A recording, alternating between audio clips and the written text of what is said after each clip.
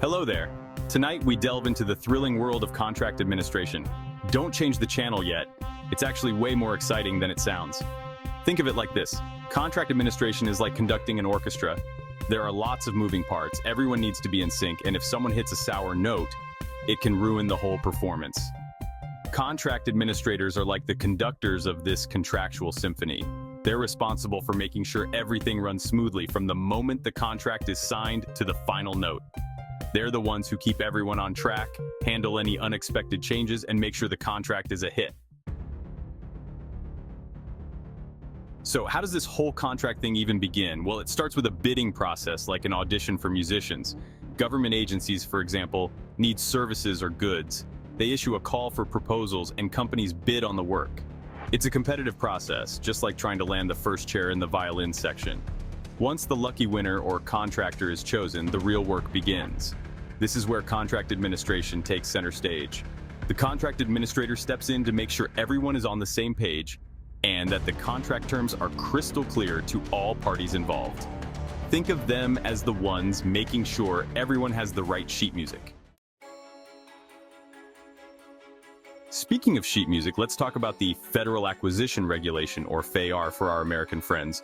The FAR is basically the rule book for government contracts. It lays out all the regulations and procedures everyone needs to follow. Trying to navigate government contracts without the FAR is like trying to play Beethoven blindfolded. The FAR covers everything from contract types and payment terms to dispute resolution and ethics. It's there to make sure government contracts are fair, transparent, and accountable. So yeah, the FAR is kind of a big deal. Section 4. Keeping the orchestra in tune, performance monitoring and modifications. Now, once the contract is up and running, our trusty contract administrator transforms into a detective, albeit one who probably shouldn't wear a trench coat to work. They monitor the contractor's performance very closely, making sure they're meeting deadlines, staying within budget, and delivering what they promised. Sometimes contracts need a little improvisation. That's where modifications come in. Just like a conductor might adjust the tempo or add a flute solo, contract modifications allow for changes to be made to the original agreement. But hold your horses. The FAR has rules about modifications too.